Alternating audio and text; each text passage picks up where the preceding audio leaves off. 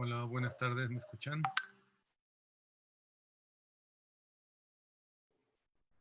Sí. Gracias, gracias. Sí, sí se escucha, Ariel. Hola, muy buenas tardes. Bienvenidas y bienvenidos a la quinta conferencia magistral del cuarto curso taller de Introducción a la Enseñanza de la Salud Pública. Y como ya es nuestra costumbre, comenzaremos con los 10 minutos de participación para que nos cuenten un poco cómo ha sido su experiencia, cuáles han sido sus gustos y disgustos a lo largo de estas ya casi 3 semanas que llevamos trabajando. Así que, por favor, aquellas personas que deseen participar, por favor, únicamente coloquen "yo quiero participar" en el chat para que les podamos ceder la palabra. Igualmente pueden participar los tutores que así lo deseen. Y comenzamos con Adriana Ánimas. Muchísimas gracias, Adriana. Bueno, muchísimas gracias, doctor Ariel. Primero que nada, quiero agradecer pues todo el ímpetu y la gran emoción que ustedes nos brindan ante estas conferencias magistrales. La verdad es que ha sido una experiencia demasiado grata. Si bien no es, creo que es un cambio totalmente para nosotros de pasar al rol de ser estudiantes a ya pasar al rol de enseñar, de ser docente, creo que ha sido una transformación increíble. Para mí ha sido muy llenadora y satisfactoria. He aprendido muchas cosas. Y sí, más que nada creo que es la organización como un estudiante y a la vez poder transmitir un poquito más a nuestros alumnos ha sido muy enriquecedor. Me parece que también que se hagan públicas las reuniones por medio de Facebook es una herramienta valiosísima, ya que cualquier persona puede tener acceso a esta gran información. Muchísimas gracias, Adriana. Ahora le cedemos la palabra a Fabiola Argueta. Bueno, ¿sí se escucha? Te escuchamos muy bien. Gracias, buenas tardes. Bueno, dentro de mi experiencia siento que es muy gratificante y pues me ha gustado mucho lo que hemos visto en las conferencias y también lo que hemos visto en las clases tutoradas. Siento que cada quien tiene puntos de vista diferentes y podemos debatir bastante bien los temas. También me gusta ver que hay más, bueno, sí hay más alumnos que se interesen por esta materia, ya que pues como vemos casi no le dan la importancia que se le da y pues me siento feliz de ver que no hay pocos alumnos ¿cómo se dice? Que no les guste esto, sino que ¿cómo diría? Les gusta, les fascina. Y creo sería todo. Estoy muy contenta de estar y participar en este curso. Gracias. Muchísimas gracias, Fabiola. También nosotros estamos muy contentos de que participes con nosotros. Ahora le damos la palabra a Sonia Lara. Hola, buenas tardes. ¿Sí me escucho bien? Muy bien, adelante. Gracias. Bueno, los temas que se han tocado a lo largo del curso, a mí se me han hecho pues muy interesantes porque amplían el panorama que ya traía. Los ponentes y mis tutoras, la doctora Caro y la doctora Cecilia, nos han enseñado que cuando hablamos de salud pública hay que ir más allá de lo que pasa en un consultorio. Hay que saber muchas disciplinas que se involucran, como lo es el derecho, la economía, la situación política en la que nos encontramos como país. Y bueno, es algo que considero que como médicos en formación debemos contemplar de aquí en adelante para formarnos como buenos profesionales, porque, bueno, es parte de la misión que tiene la universidad, ¿no? Entonces, esa es mi opinión y también me gustaría felicitarlos porque sí se me hace muy buena la dinámica que tienen de habernos dividido en equipos. Siento que eso es algo más personalizado y eso ayuda a que nosotros también nos involucremos más y podamos expresar nuestra opinión. Y bueno, eso es todo. Gracias. Muchísimas gracias, Naomi. Perdón. Ahora le cedemos la palabra a Naomi. Buenas tardes, ¿sí me escucho bien? Te escuchamos bien, Naomi. Bueno, antes que nada quisiera agradecerles por las conferencias que han estado brindándonos. Creo que es una manera de ampliar el conocimiento de la salud pública y no solamente a nosotros, sino a todas las personas que tengan el interés de saber más sobre esta materia. Y pues para mí ha sido una experiencia muy, muy grata. Con la doctora Gladys me tocó trabajar y creo que he llevado muy bien la metodología para poder hablar sobre los temas de las conferencias. He aprendido mucho aquí en las conferencias y en particular con mi grupo he conocido más a mis compañeros y he aprendido muchas cosas de ellos. Creo que eh, he aprendido mucho sobre cómo trabajar en equipo y más que nada entender las formas de pensar de los demás y no como tal criticarlos, sino de hecho enriquecernos entre nosotros sobre los temas que vemos. Y pues más que nada esa era mi participación. Gracias. Muchísimas gracias, Naomi. Tenemos aún 4 minutos para poder participar. Por favor, digan yo en el chat quien quiera participar. También pueden hacerlo los tutores. Nos gustaría mucho escuchar también a algunos tutores.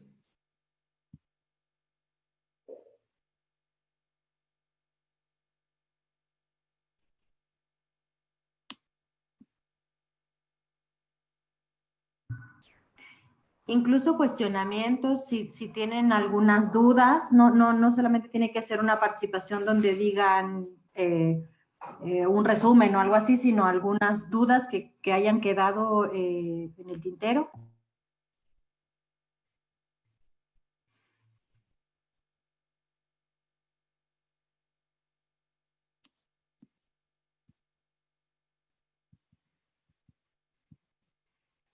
Adelante, Sofía.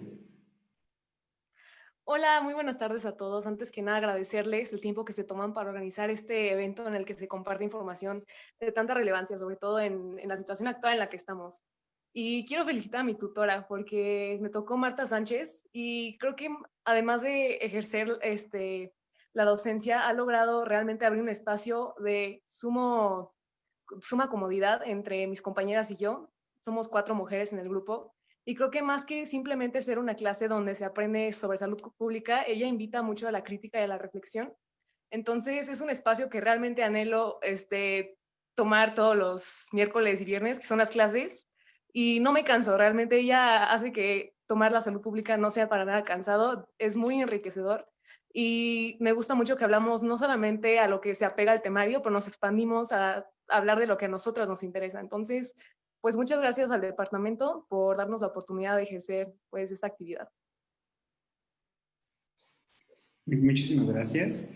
Laura Levario, adelante. Muy buenas tardes. A mí me ha gustado también mucho la forma en la que se ha llevado la dinámica. Me gusta el equipo de personas con las que me tocó trabajar. Y una de las preguntas que surgió dentro de nuestras pláticas ha sido cómo se va a llevar a cabo la planeación de clase. ¿Va a ser para una clase presencial, una clase mixta, una clase orientada a un espacio virtual?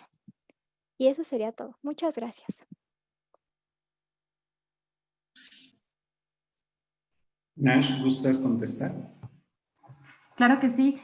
La idea es que la clase la van a elaborar con base en los lineamientos que les den sus tutoras y tutores. Es decir, lo que necesitamos saber es que van desarrollando la capacidad de hacer una planeación colegiada. Dadas las circunstancias, será de mucha utilidad si la planeación de la clase se hace como una planeación en línea. Sin embargo, estamos seguros y seguras que su participación como instructoras e instructores no se va a delimitar a este periodo de pandemia. Entonces, si sus tutoras y tutores están en la disposición de armar clases semipresenciales o presenciales o completamente en línea, todas ellas serán bienvenidas porque lo que necesitamos es que aprendan a elaborar clases colectivamente. Muy bien, muchísimas gracias, doctora Nash. Y bueno, entonces cerraríamos la ronda de preguntas y damos a continuación entonces inicio a la conferencia magistral del día de hoy, que en primer lugar tenemos un gran ponente y un gran amigo, el doctor Daniel Pagua, con el tema la epidemiología y el método epidemiológico para la salud pública. Doctor Pagua, ¿estamos listos? Hola, ¿qué tal? Muy buenas tardes, sí, ya estamos aquí. Muy bien. Hola, Entonces, buenas tardes a todas. adelante, doctor. Adelante, adelante. Para que se pueda presentar. Muchísimas gracias. Hola, muy buenas tardes a todas y a todos. De verdad es un gusto estar con ustedes y participar siempre en este curso. Es muy importante y pues gracias a los organizadores por invitarme a compartirles un poco de la experiencia y de los conocimientos que tenemos acerca de este tema. Empezamos. La verdad es que es un poco extenso el tema. Trataré de ser lo más conciso que se pueda. El tema es la epidemiología y el método epidemiológico para la salud pública. La siguiente, por favor. Quiero empezar la ponencia definiendo muy concretamente los términos que es iniciando con la salud pública, que se refiere a esta práctica social integrada que tiene como objeto de estudio la salud de las poblaciones humanas.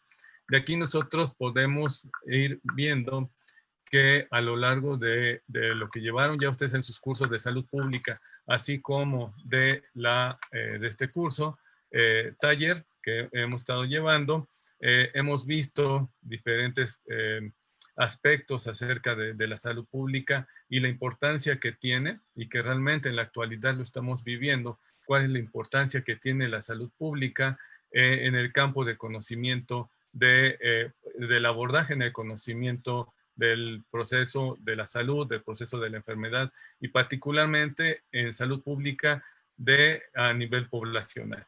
La que sigue, por favor. Se encarga, pues, de prevenir la enfermedad, la discapacidad, prolongar la vida, fomentar la salud física y mental de una persona. De aquí nosotros lo que podemos resaltar es que tenemos que dimensionar la complejidad de los problemas que va a tratar la salud pública. De hecho, no solamente se trata de conservar o de preservar la salud como tal, ¿no? Como en una visión propiamente médica, sino que implica muchas más áreas, mucho más disciplinas en las que tenemos y en las que debemos estar interactuando para que nosotros logremos los objetivos que se plantea la salud pública. De tal forma que, como pueden ver ahí en la imagen, pues son muchos de los factores, ¿sí? Por un lado, sí está la parte del personal de salud, sí está la parte médica, la parte asistencial propiamente que es el conjunto de actividades que va a desarrollar el médico y también el equipo de salud. Pero también por otro lado tenemos los otros elementos que en conjunto van a hacer un engranaje de estos elementos y que nos van a permitir articular todo esto para que se desarrolle o no, o funcionen bien o no las políticas o las estrategias que se implementen en materia de salud. La que sigue, por favor.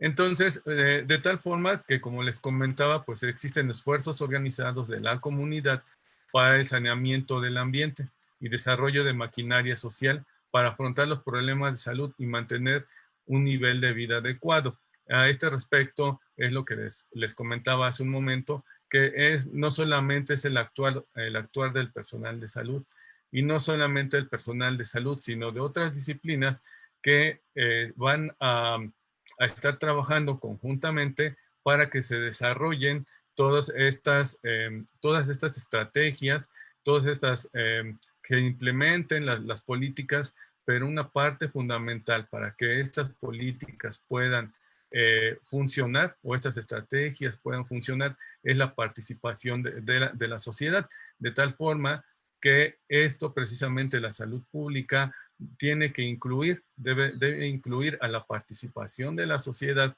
y a todos los actores que van a favorecer, ¿sí? que esto se lleve a cabo, de tal forma que vemos ahí en la imagen, ¿sí? que debemos también considerar, y se lo estoy resaltando ahí, el papel que va a jugar también el ambiente, porque como lo vemos en la actualidad, todas estas diferencias que hay, y a lo mejor va a parecer un poco reiterativo, pero es un tema de actualidad, esta situación con el COVID, tenemos que no en todos los países se va a encontrar distribuido de la misma manera, con el impacto que tiene, con la magnitud que se ha estado presentando. Y todo esto es que hace un problema de salud bastante complejo. Pero no es, como les decía yo hace unos momentos, no es precisamente que sea un problema de salud puro, o sea, un problema de salud que solamente implique al área médica, sino, como nosotros sabemos, implica muchas otras áreas, porque incluso las repercusiones también van a ese nivel. Entonces, ahorita vamos a ver más adelante, algunas de las características que a la salud pública le va a apoyar o le va a ayudar las herramientas que le va a brindar la epidemiología. La que sigue, por favor.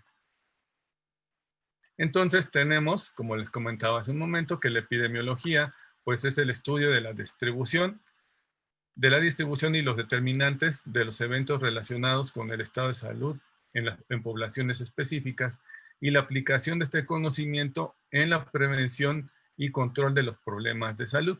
De tal forma que, como les comentaba, todas estas situaciones que estamos viviendo en la actualidad y que se han vivido y que seguiremos viviendo, se van a deber a muchos factores, desde sociales, la educación, trabajo, lo que ya les han comentado en sesiones anteriores. Aquí el elemento es que la epidemiología precisamente se va a encargar o le va a brindar esta información, ¿sí?, de este estudio que se hace, de la distribución, por ejemplo, el hecho que sepamos cuáles son los grupos vulnerables, en qué zonas se va a desarrollar más la enfermedad, cuáles son las características de los pacientes que agravan, quiénes son los que no están enfermando. Todos estos elementos, toda esta información es lo que le va a proporcionar la epidemiología a la salud pública. Ahora, hay dos vertientes de la epidemiología, como veremos en la siguiente diapositiva. Por favor, la siguiente. Gracias. Que vemos que está la epidemiología de la salud pública. Es la primera parte de esta cadena de sucesos, es decir, la frecuencia y la distribución de la enfermedad, determinantes y factores de riesgo o de protección. Es decir, nos va a ayudar a que se van a describir los fenómenos, ¿sí? ¿Qué características está teniendo? Como les decía yo hace un momento, qué características de la enfermedad y qué características de las personas que no enferman son las que van a tener.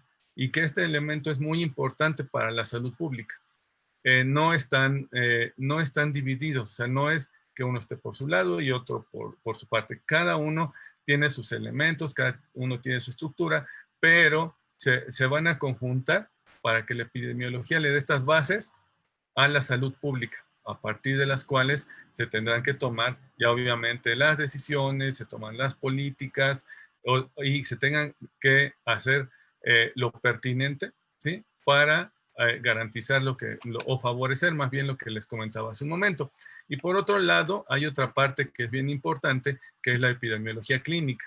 Esta epidemiología clínica estudia la frecuencia y la distribución de las consecuencias de la enfermedad y sus determinantes y también los factores pronósticos. Aquí en este sentido existen los autores que incluso nos comentan que estos factores pronósticos nosotros los podemos ver e incluso se pueden cuantificar y que ustedes, y lo abordamos nosotros concretamente en la asignatura de epidemiología clínica y medicina basada en evidencias, en donde nosotros vemos tanto todos estos factores pronósticos como va a ser ya sea la historia natural de la enfermedad o el curso clínico, para bien o para mal del paciente. Pero a final de cuentas, esta cuestión de la epidemiología clínica que se ve muy dirigida o más dirigida a una cuestión más del proceso de la enfermedad de una persona o de alguna intervención que nosotros vayamos a hacer, se puede ver reflejada también a nivel poblacional. Y también esto, obviamente que estos elementos que proporciona la epidemiología clínica van a servir también para implementar medidas que va a desarrollar la salud pública. ¿Sí? La que sigue, por favor. Todo esto que les he comentado, específicamente hablando de la epidemiología, pues obviamente debe tener un método para que todas estas observaciones, todas las conclusiones, la prueba de hipótesis que se hacen, pues obviamente sean válidas, o sea, y sean también confiables. Entonces, esta metodología que va a seguir la epidemiología, pues la podemos resumir en observar, en medir, comparar y proponer, lo cual va a implicar que haya una descripción, un análisis, una explicación y la intervención. Cada una, obviamente, que dependiendo de lo que nosotros podemos estudiar o podemos aportar a la salud pública, va a encajar en alguno de estos niveles. A lo mejor sea desde una explicación de algún fenómeno, sea un análisis de una situación, o sea una intervención, y posteriormente con la explicación de lo que nosotros, de nuestra intervención y la presentación de nuestros resultados. Entonces, básicamente el método epidemiológico a grandes rasgos es lo que estaría proporcionando esta serie de pasos sistemáticos bajo los cuales se va a desarrollar toda la metodología de la epidemiología para sustentar las bases robustas, ¿sí?, que se le proporcionarían a la salud pública para tener si lo quieren ver como una toma de decisiones o aplicación de estrategias en salud. La que sigue, por favor. Entonces, ¿cuáles son los principales usos de la epidemiología que le va a aportar obviamente a la salud pública, ¿no? Hablando en este contexto. Es la medición del nivel de la salud de las poblaciones para establecer la frecuencia y la distribución de los eventos que se están presentando.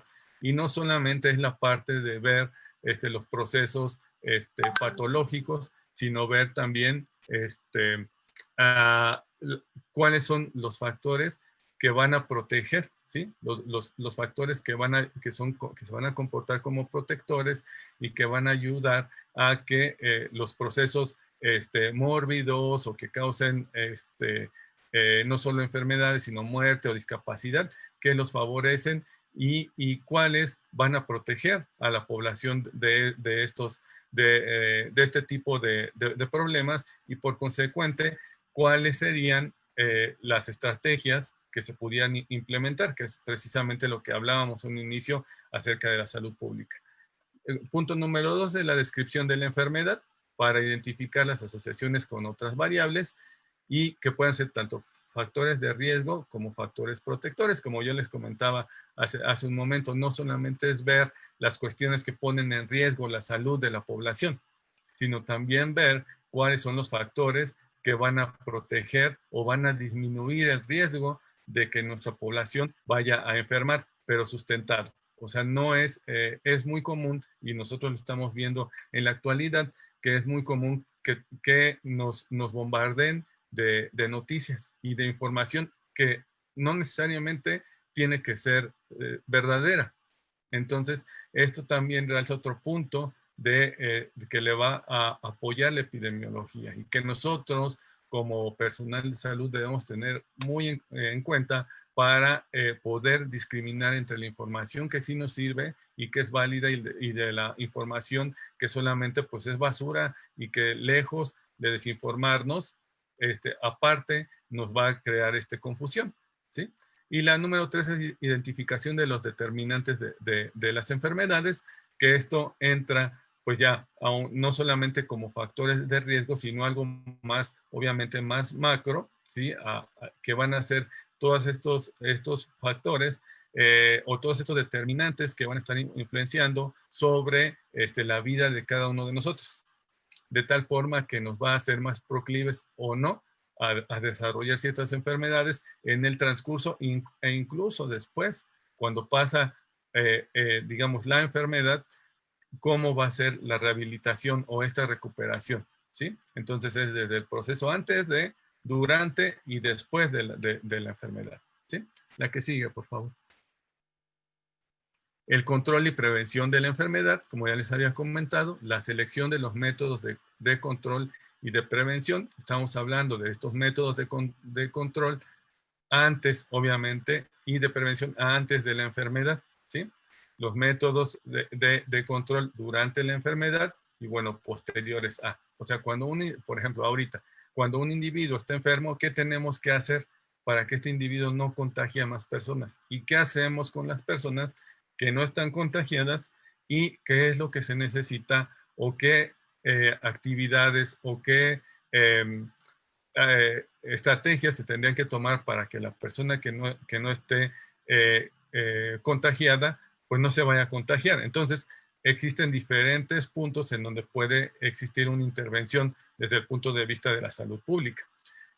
El punto número 6 es la planificación y evaluación de los servicios de salud, que ese es otro rubro bien interesante y bien importante. Y si se fijan aquí, salen como que ramas en donde al entrar en cada una de ellas, pues es otro mundo de diferentes formas en cómo podemos analizar la situación y dimensionarla en el contexto en el que lo estemos viviendo. Entonces, por un lado, yo me estaba refiriendo a la situación de los pacientes, y en este caso, pues, o de las personas o de la población, pero también en esto, en el campo de estudio de la salud pública, pues va a entrar la planificación y evaluación de los servicios de salud, que estas herramientas o esta información se la va a proporcionar también la parte de la epidemiología con los diferentes indicadores que se manejan. El punto número 7 es el análisis de los datos obtenidos y las tendencias para proyectar necesidades y recursos, que va ligado pues con el punto número 6. A final de cuentas, son toda esta información es información que debe estar comprobada y científicamente comprobada, y debe haber seguido una metodología y para que tengamos datos que tengan la menor cantidad de errores, ¿sí? Y que esa información realmente nos sirva y que nosotros tengamos los resultados que estamos esperando. La que sigue, por favor. La investigación epidemiológica puede contribuir a mejorar su impacto en la acción de la salud pública, favoreciendo precisamente la prevención, que ese es uno de los puntos muy importantes. No quiere decir, y la prevención hablando desde a cualquier nivel de la población. ¿Sí? A cualquier nivel y obviamente durante la enfermedad y, como les decía, después de ella. La que sigue, por favor. Para mejorar los aportes de la epidemiología a la salud pública se debe tener en las siguientes consideraciones. La investigación epidemiológica debería estar muy ligada a los problemas suscitados desde la práctica de la salud pública, ¿sí? A los problemas reales que, como comento en el punto número 2, se aboga por una enseñanza de la epidemiología que no sea una relación, o sea, que no sea lo principal el método, sino que esté basada en los problemas que se van a identificar, ¿sí? en la población. Y a través con los elementos que le va a proporcionar la epidemiología, la salud pública se van a implementar, se van a evaluar, se pueden retroalimentar y se pueden mejorar estas estrategias que se lleven a cabo. Entonces, es muy importante en este sentido que la investigación epidemiológica vaya ligada a los problemas que se identifican en la salud pública, ¿sí? Para que con su correspondiente posibles soluciones. La que sigue, por favor. Una investigación que parta del problema para formular una hipótesis en un contexto ecológico y social. Es decir, aquí lo que sí quiero comentarles es que también abramos un poco, como decirles, el panorama y nuestra visión, a que no hagamos una cuestión tan reduccionista y que veamos los problemas nada más desde el punto de vista clínico. Creo que uno de los objetivos también es ampliar esta visión y tomar en cuenta que estamos en un ambiente en el que nos va a influir, vamos a estar influenciados por factores ecológicos, ambientales y sociales, porque pues no estamos aislados. Finalmente estamos en una sociedad en donde existe interacción de todos estos factores. La que sigue, por favor. Son muchos y rápidos los cambios que van a afectar el perfil epidemiológico. Por ejemplo, el patrón de las enfermedades infecciosas que pueden modificarse. por las desigualdades sociales, por el incremento de la movilidad y el cambio de los modos de migración humana. Y el mejor ejemplo fue lo extraje de un artículo, pero más que el propio párrafo, nosotros lo estamos viendo ahorita con esta situación de la pandemia. O sea, nosotros estamos viendo y estamos viviendo todos estos factores ambientales, sociales, individuales que tenemos, de la genética, etcétera, que nos van a favorecer o no el que nos podamos enfermar o no nos enfermemos. ¿Cómo va a ser la evolución de nuestra enfermedad? No todos evolucionan de la misma manera. ¿Cómo es la rehabilitación de los pacientes? Tampoco no todos evolucionan y van a tener una rehabilitación de la misma forma. Y no solamente depende de las características individuales biológicas de la persona, sino van a ser favorecidas por otros que incluso no va a depender propiamente de una dependencia valga la redundancia, de una institución, de una institución de salud, sino son mucho más, porque esta situación es tan compleja que va a implicar más allá situaciones propiamente médicas, ¿sí? Entonces, de tal forma que toda esta evolución que se va teniendo, tanto como les comentaba, antes de la enfermedad, durante la enfermedad y después de la enfermedad, no solamente va a depender de que si llevo bien o no llevo bien las indicaciones, ¿no? Entonces son muchos otros factores que me gustaría pues dejarlo para después. Si tienen mejor dudas, podemos ahondar en eso. Y obviamente, fíjense que una parte muy, muy importante que nosotros les recalcamos mucho cuando vemos esta parte de la epidemiología clínica es hay que considerar el punto de vista del paciente, ¿no? En este caso, por ejemplo, haciendo una analogía, podemos ver, por ponerles un ejemplo, lo que los organizadores o lo que hace el doctor Ariel al inicio del taller. Pedirle su opinión, o sea, ¿ustedes qué piensan? Ajá. ¿Les gusta, no les gusta, qué proponen, etcétera? Eso es muy importante, y eso aplicado a la salud pública con los fundamentos que yo les decía que se le da a la epidemiología, y particularmente en este caso la epidemiología clínica, es qué piensa el paciente acerca de ese proceso de enfermedad, ¿no? O qué piensa la persona de su estado de salud, porque también todos tenemos una visión yo tengo una visión de mi salud y una visión de cuando se está enfermo, ¿no? ¿Cómo veo yo la enfermedad? ¿A qué creo que se deba? ¿Cómo creo que se me va a solucionar? Eso es bien importante, porque de ahí también nos va a favorecer o no el éxito que tengamos, ya sea en una implementación de una estrategia o al abordar a un paciente. La que sigue, por favor. La implicación de la epidemiología en investigación clínica y preventiva debe incrementarse y darse una visión más global a los problemas de salud, ¿sí? Evaluando y proponiendo tecnologías efectivas, ¿sí? También implica la aplicación de las tecnologías desde la enseñanza, como lo estamos haciendo ahorita, hasta el diagnóstico, hasta las intervenciones, etc. La que sigue, por favor. Entonces, miren, aquí yo les traigo, para ir cerrando, les traigo estas, que son unas capturas de pantalla, que de unas recomendaciones de noticias y de artículos más bien que hacen alusión a lo que hemos venido hablando. En este caso, dice que la Secretaría de Salud nos recomienda el uso de túneles y arcos sanitizantes. No sé si se alcance a ver en la parte de abajo, en donde les resalto esta parte de que no existe la evidencia científica.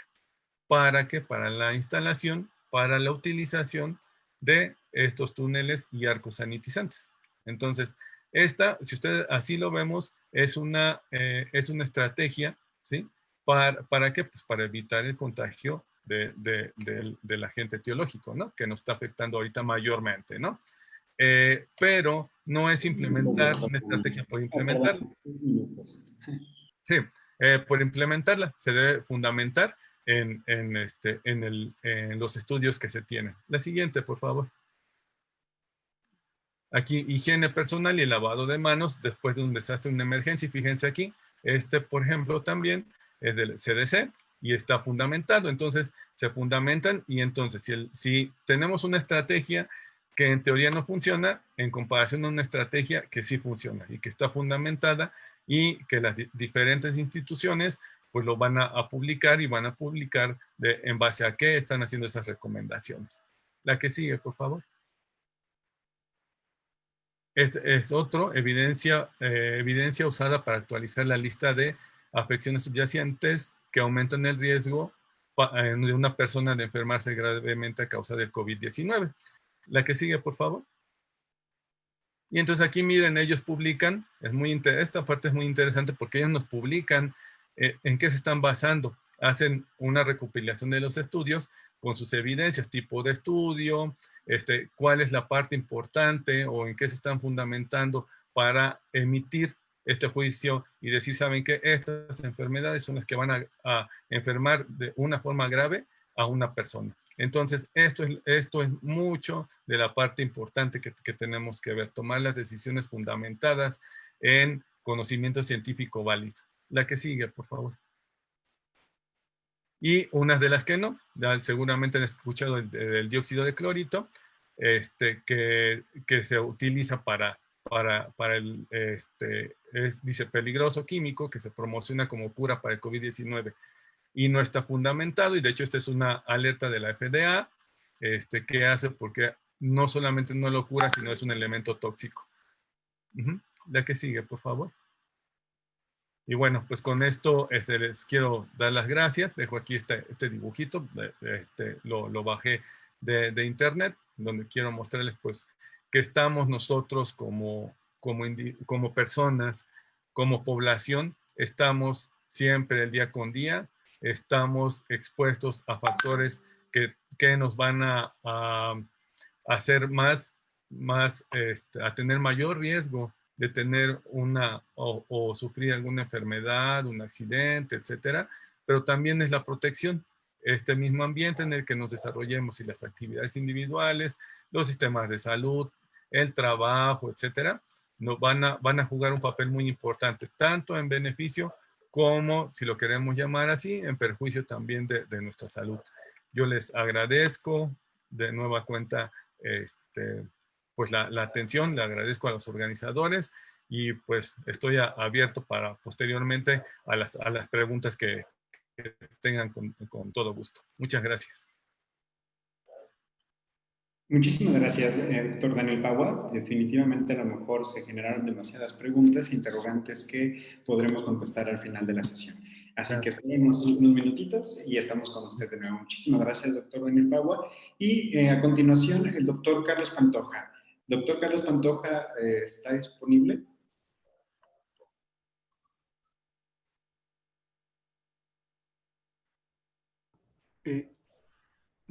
Sí, doctor Ariel, ¿me escucha? Le escuchamos muy bien, doctor Pantoja. También si gusta poner su cámara para que le podamos ver o como usted guste. Pues según yo está la cámara. Dale. A ver.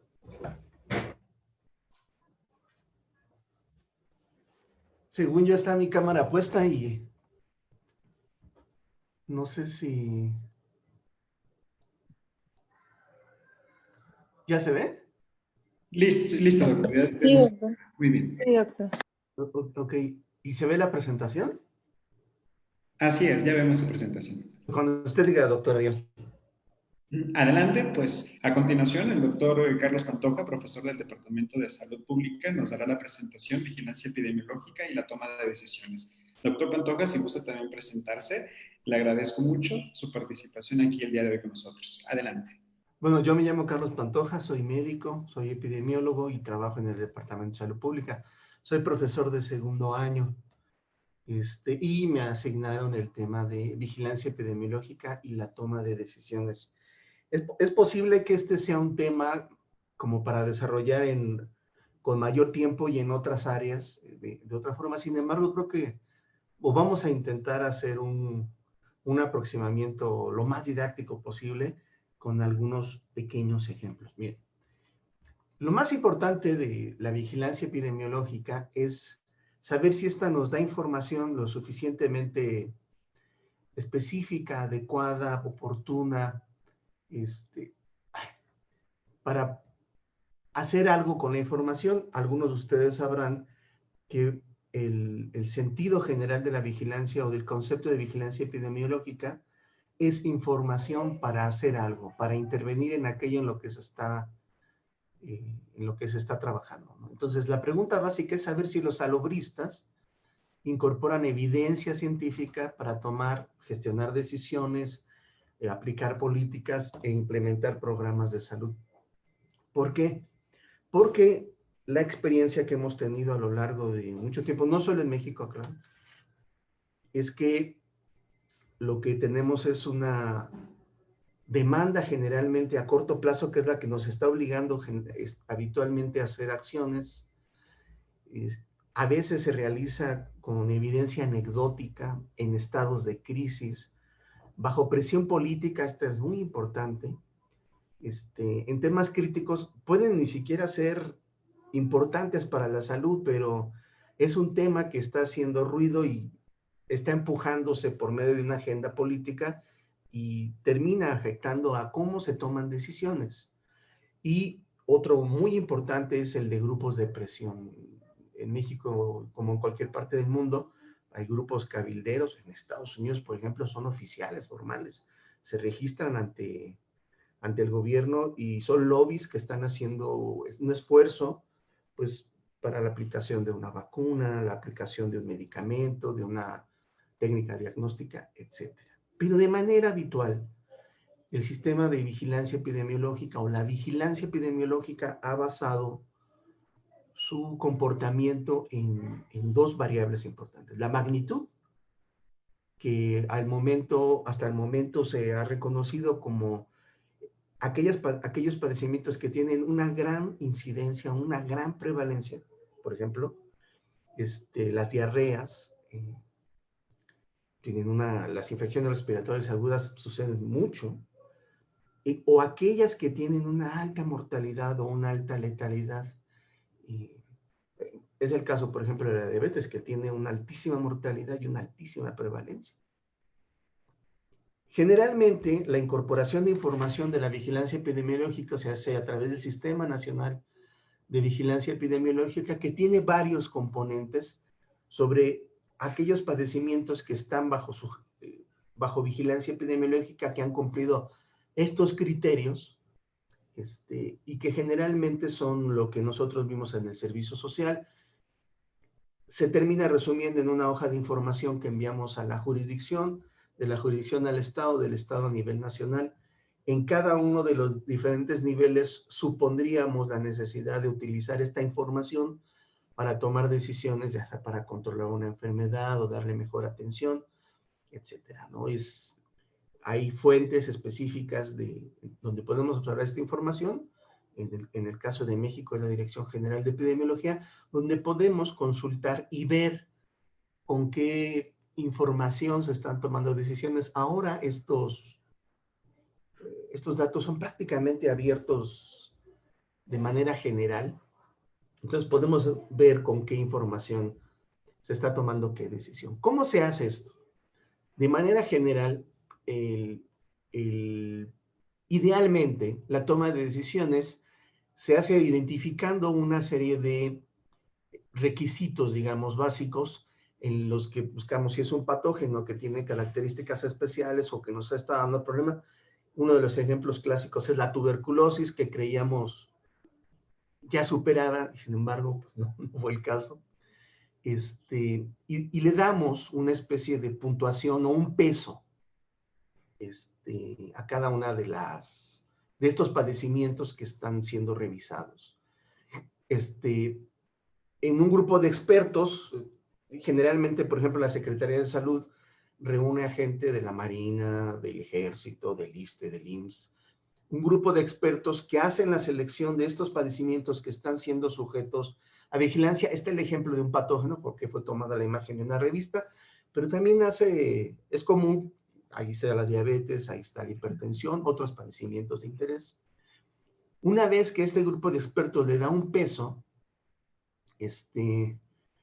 se da una clasificación de qué padecimientos son aquellos que van a estar siendo o cómo los vamos a estar utilizando para tomar una decisión. Por ejemplo, tengo un aumento en la incidencia de diabetes, es el caso de la diabetes en México, entre las encuestas nacionales que hemos estado o que se han estado aplicando en campo, y estas acciones nos llevan, o a un grupo de expertos lleva a tomar una determinación para mejorar la promoción a la salud, hacerla más específica, por ejemplo, en el caso de la obesidad infantil, que es uno de los factores de riesgo, es decir, se le da un peso sobre qué es aquello a lo que van a priorizar. Los salubristas parten de la idea que no hay ni recursos infinitos ni capacidades infinitas del sistema. Entonces, se prioriza aquellos padecimientos que tengan una relevancia basado en esto. Se empiezan a aplicar este tipo de estrategias. Una muy conocida para algunos de ustedes pudo haber sido la del cigarrillo. Una de las estrategias que se utilizó fue utilizar publicidad negativa, viendo imágenes muy severas de los padecimientos que terminan siendo ocasionados o causados por el tabaquismo, y ver qué efecto tienen en la presentación de estos eventos, en la prevalencia de tabaquismo. Se hace una retroalimentación y se le van dando las revisiones a fin de poder continuar con esta toma de decisiones y evaluar las decisiones. El sistema ha funcionado. Este es uno de, yo creo que de los ejemplos más gráficos que nosotros tenemos. La vigilancia que se llevó, una de los padecimientos sujetos a vigilancias que se resolvieron más exitosamente fue las diarreas y las defunciones en México. Nosotros vimos una disminución de las diarreas en menores de 5 años en un grupo blanco, con un decrecimiento muy importante a través de la inserción o el comienzo de la aplicación como campaña universal para el 2007 de la vacuna contra rotavirus, dado que era uno de los que provocaban mayor mortalidad. Y lo vimos, esta decisión puede evaluarse generalmente con valores publicados, como lo habíamos visto hace un momento por acá. Estos son datos públicos en la Dirección General de Epidemiología, en un descenso importante de la incidencia observada de diarreas en el país, ¿no? Para quienes no conocen, este es un canal endémico que nos permite determinar en qué estadio se encuentra el padecimiento que está siendo intervenido o en el que se están haciendo intervenciones. Y no está a colores, pero esta zona es lo que se conoce como zona de éxito. Los padecimientos, cuando se encuentran en estas zonas, es generalmente cuando las medidas de acción utilizadas o aplicadas han sido bastante exitosas, más allá del control programático normal. Estos creo que este es un buen ejemplo de cómo se toma la información de la vigilancia epidemiológica, pues, para tomar decisiones. Sin embargo, el padre tiempo es letal. Uno de los principales problemas que tiene la vigilancia epidemiológica como aportador de información para la toma de decisiones es que, como está creado el sistema, la vigilancia nos da datos retrospectivos, viene de una información pasiva, es prácticamente lo que llega al consultorio, y generalmente es incompleta e inconsistente. Baste ver la información que entrega el Estado de Tlaxcala versus la información que entrega el Estado de Puebla, siendo que prácticamente son un solo Estado. La inconsistencia de la información que presentan es terrible. Y el efecto que ha tenido es esto. Por ejemplo, nosotros hemos visto un ascenso de la mortalidad como causa específica. La diabetes es la principal causa de muerte en México. Es un evento importante y la toma de decisiones basada solamente en la vigilancia epidemiológica nos ha llevado a esto. Otro problema que tiene la vigilancia epidemiológica para determinar decisiones es que estabiliza los padecimientos y los vuelve irrelevantes en la práctica e ignora o se cega ante eventos como, por ejemplo, esto que están viendo ustedes es otro canal endémico, también de diarreas, pero en la población general. Y cuando nosotros veíamos esto, es decir, el éxito en menores de 5 años, que es el grupo seguido por la vigilancia epidemiológica, la vigilancia epidemiológica ignoró que se presentó una epidemia de diarreas a nivel nacional en el 2017, en adultos con consecuencias importantes. Otra importante cegamiento es que no integra la vigilancia epidemiológica y la información al entregarla dispersa y retrospectiva no permite planear escenarios. Por ejemplo, ha sabido aumento de los casos de diabetes en el país, sobre todo, mejor dicho, en este caso, por ejemplo, en los mayores de 60 años, les comento que es en todos a partir de los 20, pero principalmente en los 2 últimos grupos de edad, hemos observado también un importante aumento de las enfermedades transmisibles. No me refiero a las relacionadas directamente con la diabetes, como son el pie diabético, las enfermedades urinarias, ¿no? Acá estamos hablando de diarreas, de infecciones respiratorias agudas, etcétera, lo cual orientan a tener una idea de que algo está modificándose en la población. En epidemiología, nosotros manejamos una triada epidemiológica y podemos sospechar que las decisiones que se tengan que tomar en adelante tendrán que considerar los escenarios futuros, como nos pasó. Otro importante rezago que tiene la vigilancia epidemiológica es algo que sucedió a principios de este siglo, y es que posterior a la caída de las Torres Gemelas, al atentado que se presentó en Nueva York, una buena cantidad de expertos se percataron de que la salud, no sé si recuerdan, algunos de ustedes a lo mejor ni habían nacido, pero después de los atentados hubo pseudoataques biológicos. Hubo entregas de anthrax, se habló de la pérdida de 2 cepas de viruela en Rusia, etcétera, y se temió que una situación de salud pudiera poner en jaque a los sistemas. Y lo que hicieron las 3 superpotencias actuales que vemos ahorita en confrontación fue militarizar la salud. Este es un ejemplo de la Agencia Central de Inteligencia que pertenece al Homeland Security de Estados Unidos, donde revisan las condiciones de salud a nivel mundial. Esto era un escenario que nosotros no conocíamos. Es decir, de aquí en adelante, la toma de decisiones basada en la información de salud tiene que considerar la magnitud, es qué tan grande es el problema de la diabetes en el contexto en el que se da. ¿Qué tan malo es el problema? La trascendencia se transforma en qué tan malo es el problema, no solamente en la letalidad, sino en cuánto puede afectar a mi sistema de salud. Por ejemplo, dengue hemorrágico. En el caso de los epidemiólogos podemos hablar de las experiencias específicas. En el caso de Colima, por ejemplo, nos tocó ver a un sistema de salud en 2003 colapsado por casos de dengue hemorrágico. Es que tan malo es. No se murieron muchos, pero alcanzó para reventar el sistema de salud y provocó un efecto negativo en la presentación de otros padecimientos. Tiene que incorporar el hecho de determinar el riesgo, qué tan expuestos estamos. Por ejemplo, tenemos grandes zonas, áreas que facilitan el desarrollo de ciertos eventos de salud, por ejemplo, las adicciones. Quien conozca el norte de la República, zonas de Mexicali, de Tijuana, de Ciudad Juárez, pues hay zonas donde se presta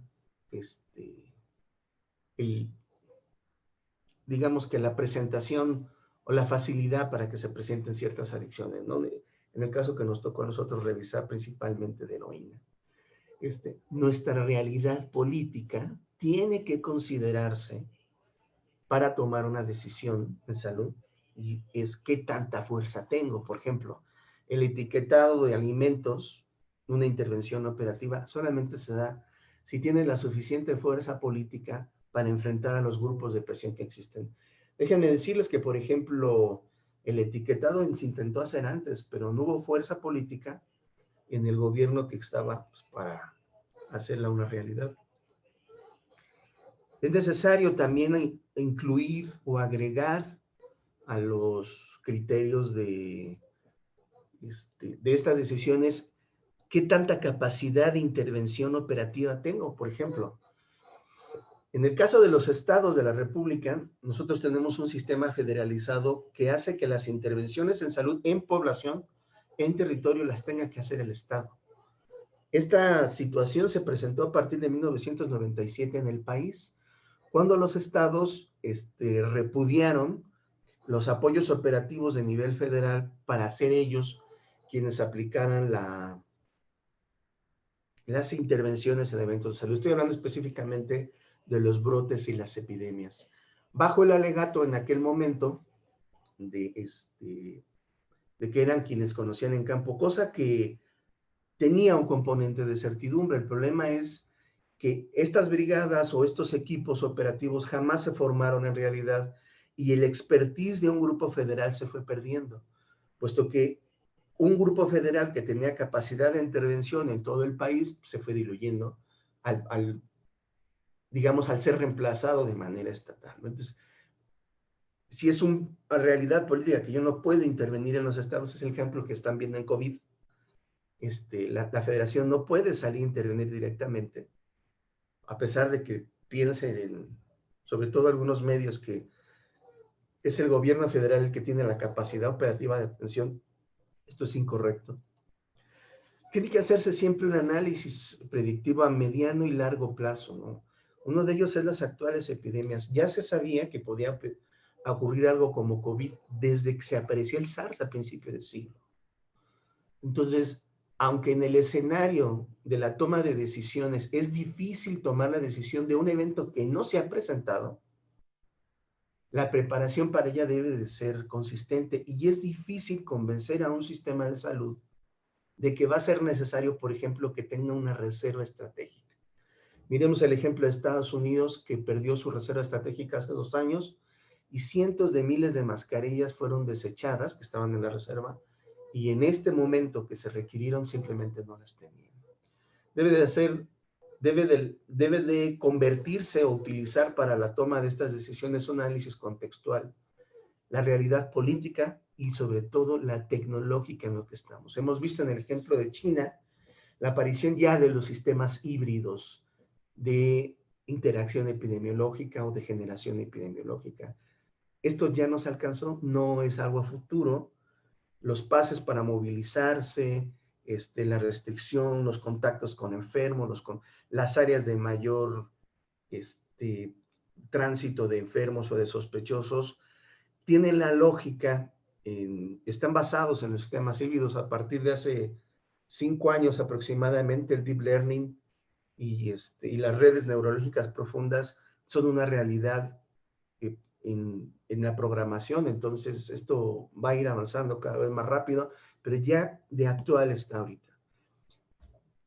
2 minutos, doctor.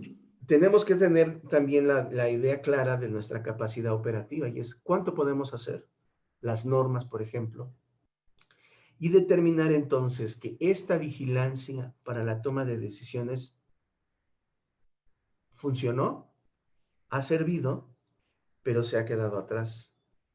Es necesario, imperioso, aplicar elementos de inteligencia, que son todos estos que acabo de vertir, incluidas con las nuevas tecnologías para hacer la toma de decisiones e incorporar los sistemas híbridos para que las tomas de decisiones estén generadas a partir de nuevas tecnologías.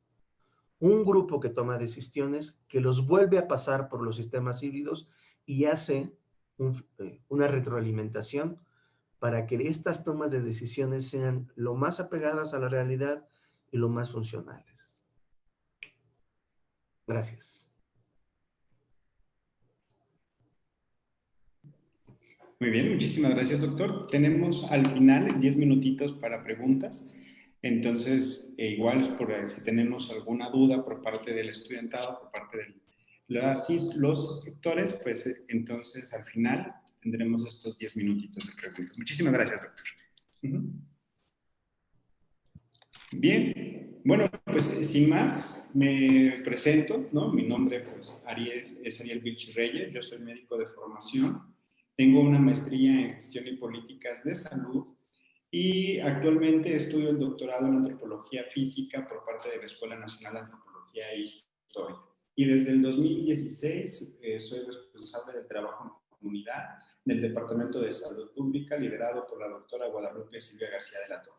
Y bueno, sin más, entonces pues, y como precisamente ya acabamos de ver acerca de lo que nos acaban de comentar el doctor Pagua, el doctor Pantoja, yo quiero comenzar, voy a compartir en el chat un link de Google Form en donde vienen 2 preguntas. Por favor, den clic al enlace y contéstenlas, son solo 2 preguntas. Y esto ya es con base en lo que nos acaban de comentar el doctor Daniel Pagua y el doctor Carlos Pantoja. Así que, por favor, todos comiencen a contestar. Damos un minutito para que contesten el cuestionario.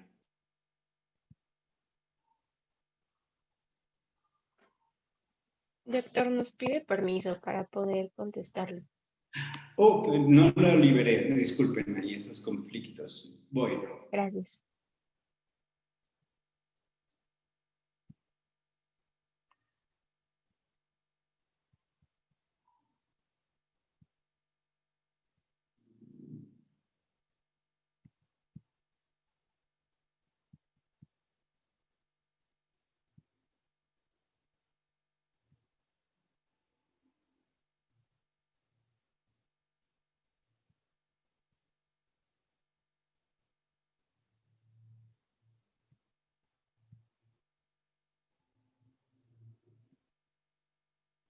¿Listo? Parece ser que ya lo comienzan a contestar, ¿verdad?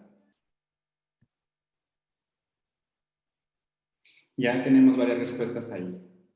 Muchísimas gracias. Esperamos un minuto más para que lo contesten.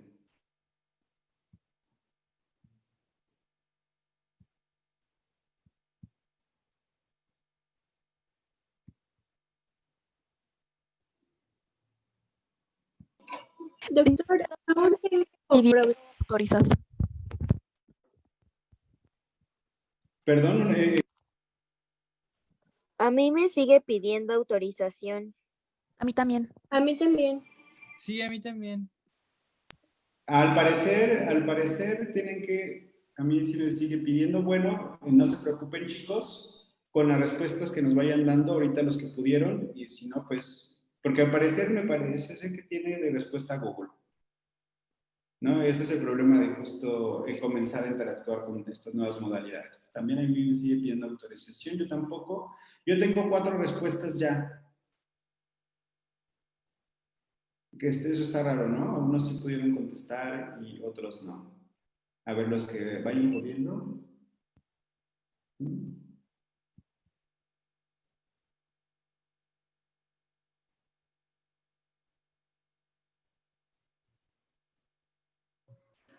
Dice que solamente los que son de la organización, no sé si lo hiciste en @facmed. Eso fue lo que hice en @facmed. Entonces son solo los de facmed los que van a poder entrar, ¿verdad? Parece que sí. Quizás si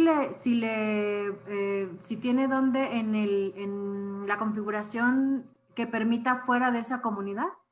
A ver, creo que ya. Chequenlo, ¿no? Por favor. Ya, doctor, ya se puede. Excelente, ya. Listo, gracias. Pues vayamos respondiendo, damos otro minutito más. Adelante.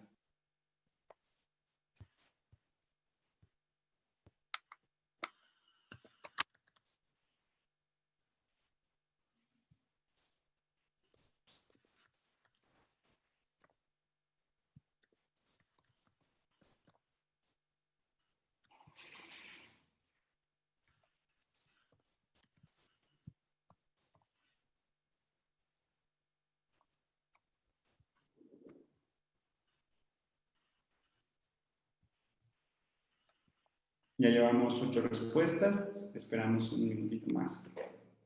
Ahí vamos. Ya llevamos varias. 13.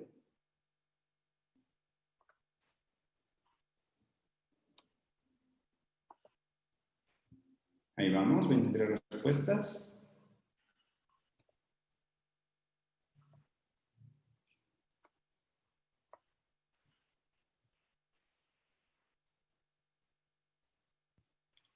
$45 respuestas. Ya, medio minutito más.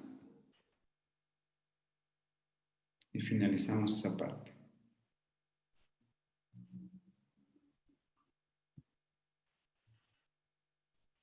Ok, 57 respuestas.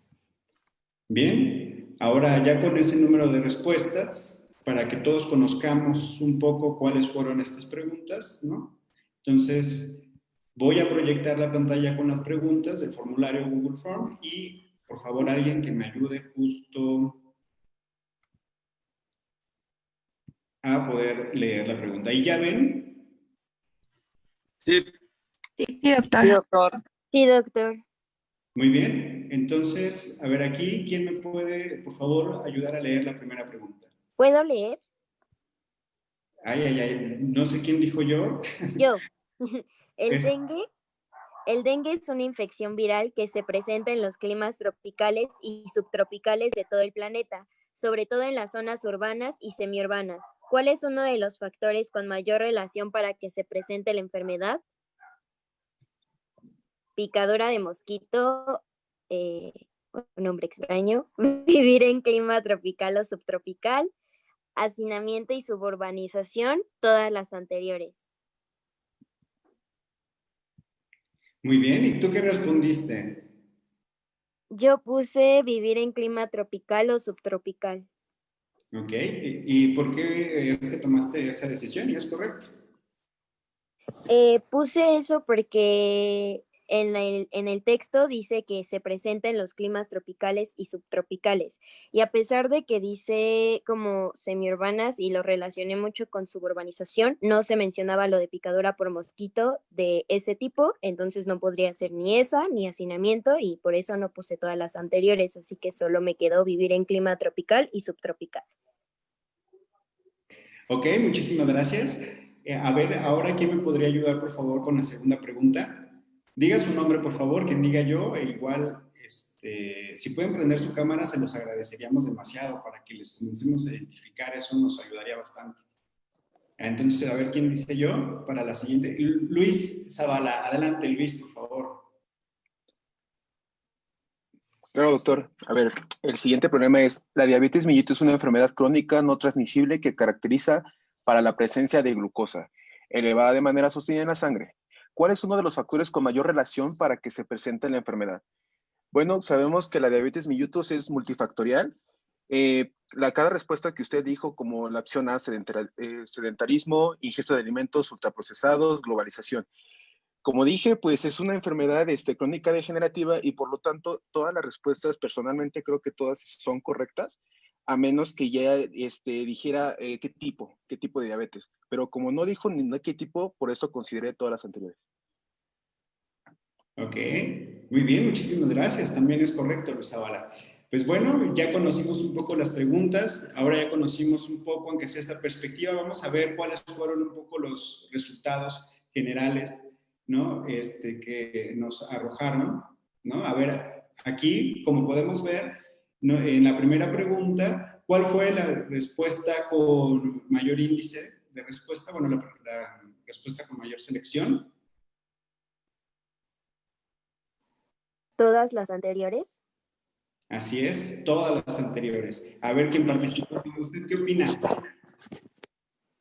Yo fui la que la leí y yo había dicho que picadora por... no, había dicho que vivir en clima tropical o subtropical. ¿Y cómo se siente ahora ante la respuesta global? Pues yo sigo creyendo que es por vivir en clima tropical o subtropical, aunque también podría como rescatarse todas las anteriores. Ok, muy bien. Muchísimas gracias. Ahora veamos cuál es la respuesta. ¿Quién da más? ¿Cuál será la respuesta con mayor índice en la siguiente pregunta? Y volvemos y tenemos... ¿Quién me ayuda ahí? ¿Quién me apoya, por favor?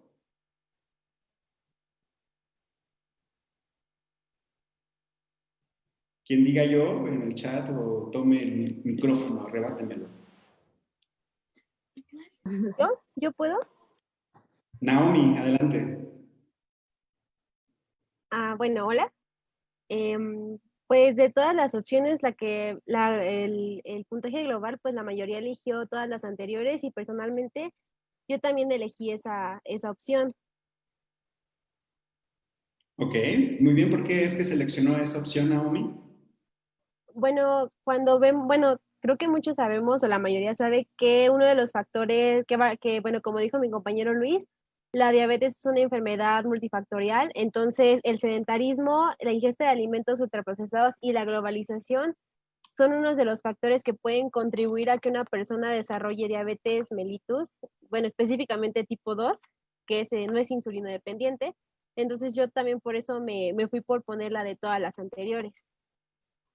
Ok, muy bien. Muchísimas gracias, Naomi. Pues bueno, entonces al rato vamos a ver y vamos a regresar de nuevo a este cuestionario. Entonces, vamos ahora, bueno, voy a compartir en estos momentos también en el chat unos documentos que vamos a utilizar a continuación.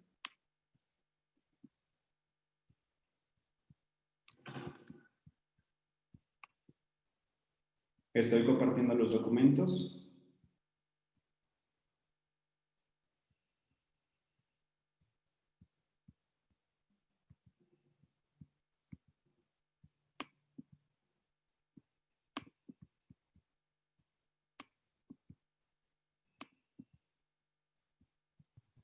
En el chat, ¿verdad? En el chat, sí, en un momento. Tengo aquí un pequeño ligero problema. Ahí va, listo. Esperen un segundo.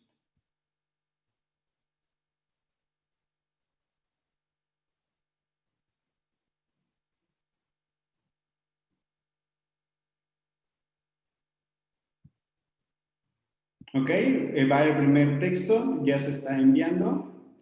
¿Ya les llegó? Ya, doctor. Muy bien. Y a continuación les voy a compartir un documento Word. Listo. ¿Y documento Word ya todo el mundo lo tiene?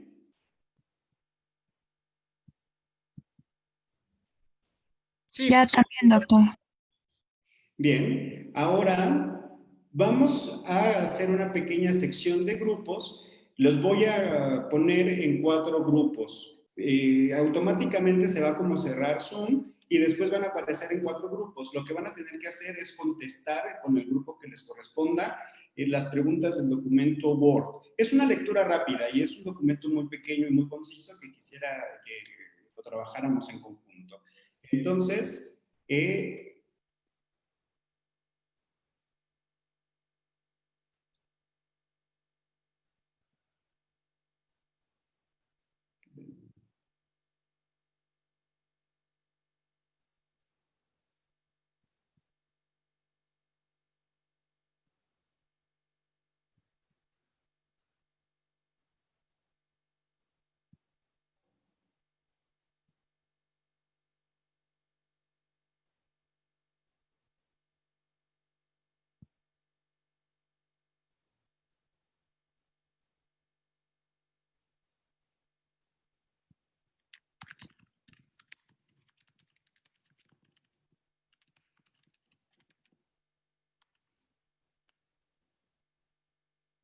muy bien, en estos momentos están trabajando por grupos, en 4 pequeños grupos, y cada uno de los grupos tendrá que contestar acorde al texto, trabajar colectivamente y contestar las preguntas.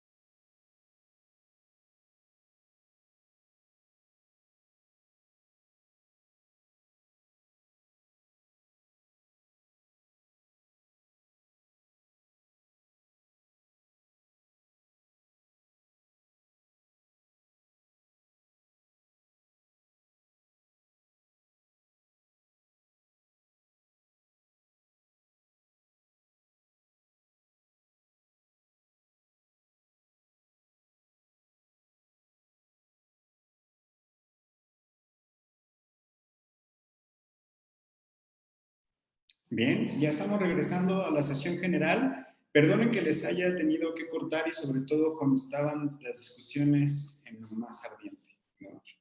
En las discusiones generales. No se preocupen, es solamente una didáctica, es un ejercicio, ¿no? No era necesario contestar todas las preguntas en sí, ¿no? Hasta donde hayan logrado llegar. Entonces aquí esperamos a que lleguen todas las demás participantes.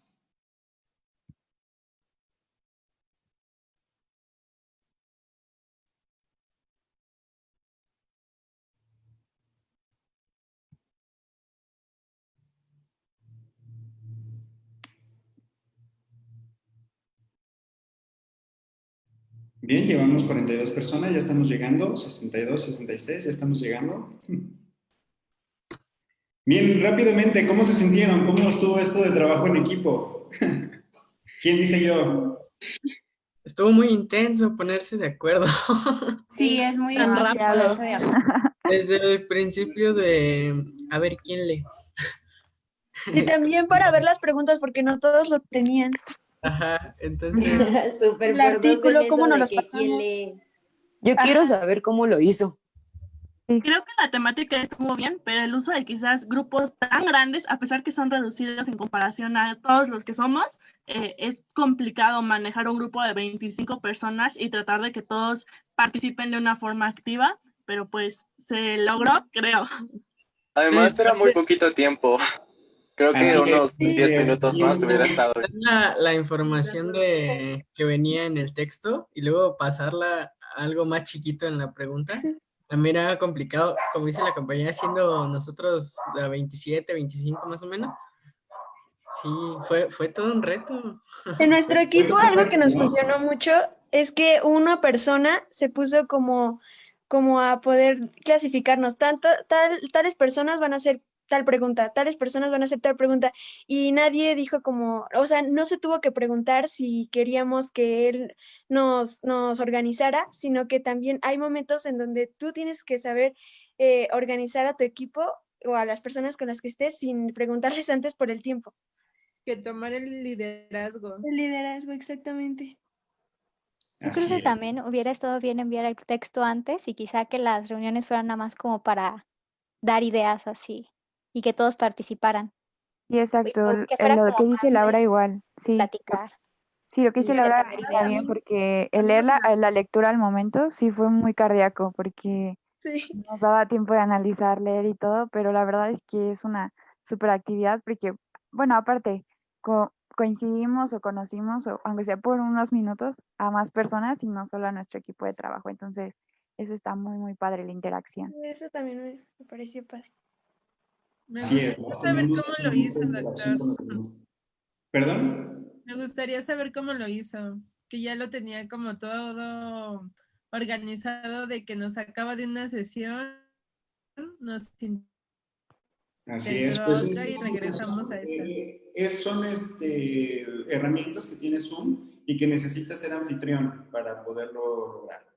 Entonces eso ya es una herramienta de aquí de Zoom que te permite dividir los grupos, tú dices los números de grupos que quieres y cuántas personas quieres en cada grupo, también eso lo puedes decidir. Entonces está la opción automática o está la opción manual en las que tú los puedes ir asignando tú con este equipo, tú acá, tú allá. Y es a través de una herramienta Zoom. Así es. Bien, pues bueno, muchísimas gracias por haber compartido su experiencia. Creo que sí fue, bueno, cambiamos un poco la rutina, ¿no? El punto es justo ir cambiando todas estas estrategias, ir cambiando un poco la monotonía y saber que las conferencias magistrales no son la neta del planeta como lo dice la lectura, ¿no? Que existen diferentes realidades. Rápidamente, no sé quién a lo mejor nada más me conteste la primera y segunda pregunta, nos quedamos con eso para que ya finalicemos la sesión y no nos alarguemos tanto. Entonces, a ver, ¿quién dice yo con respecto a la primera pregunta?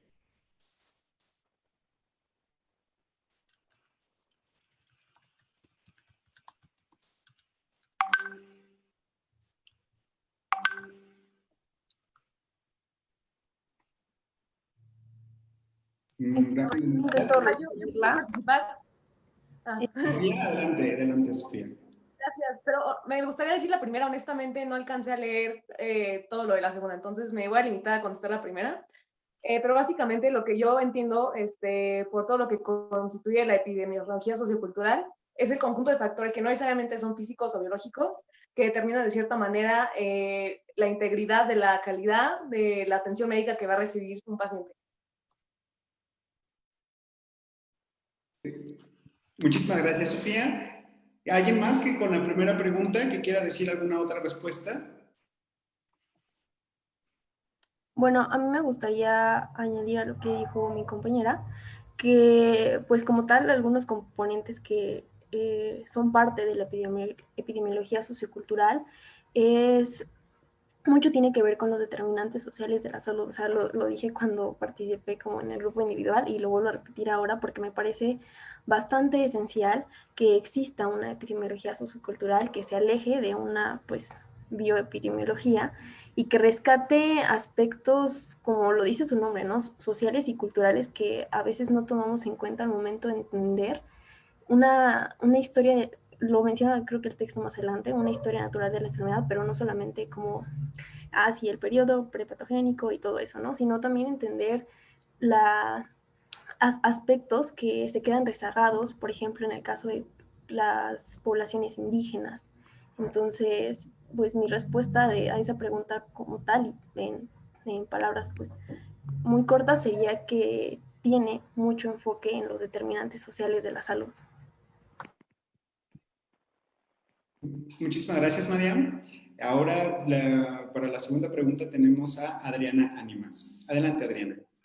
Gracias, doctor. Bueno, más que nada, ¿qué implica centrar la atención en el daño evitable?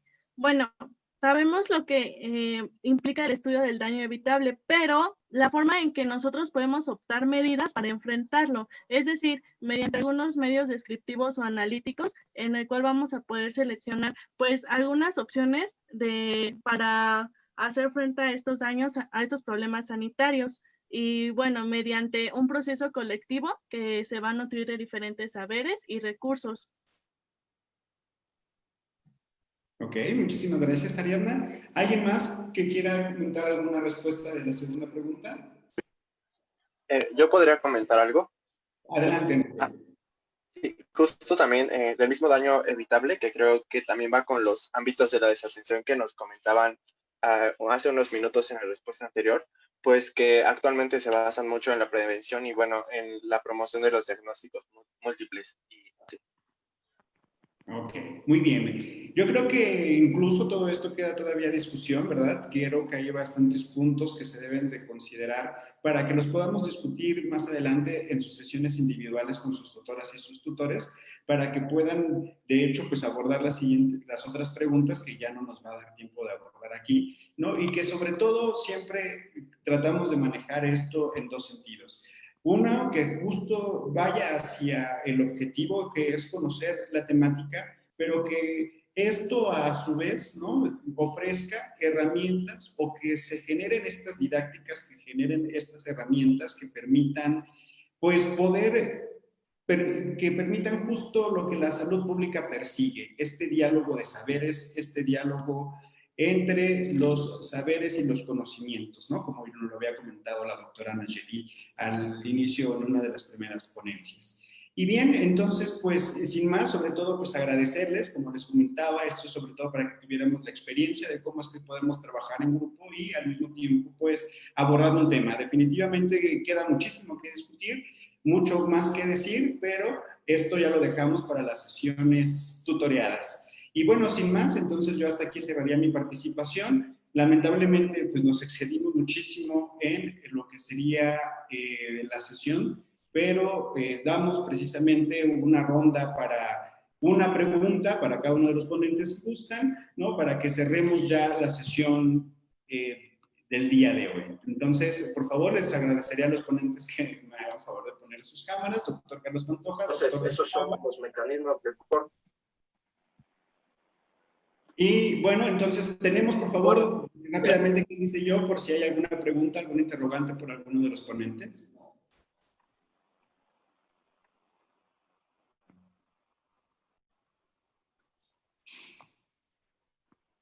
De uno por uno.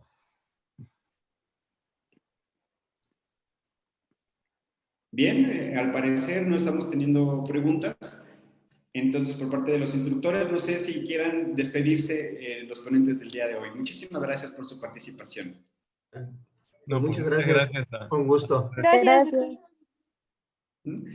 Muy bien, pues entonces nos vemos el próximo día jueves con la 6ª conferencia magistral. Y pues muchísimas gracias por haber estado con nosotros. Esperamos que haya sido de utilidad. Nos vemos en la próxima. Gracias. Nos vemos, Gracias. doctor. Muchas gracias. Gracias.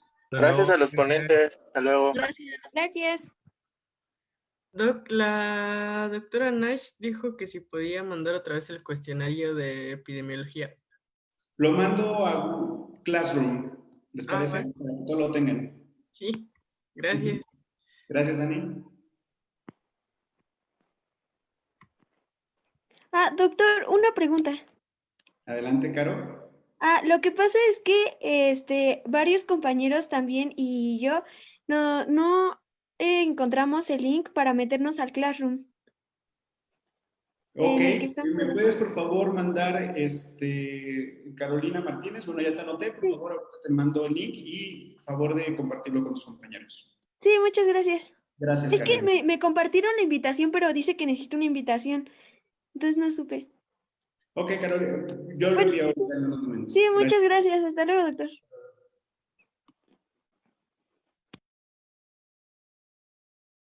Hasta luego, muchas gracias.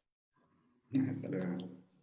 Saludos a todas, a todos. Hasta luego. Gracias a los ponentes. Gracias, Nash. Gracias, Doc. Gracias, Dani.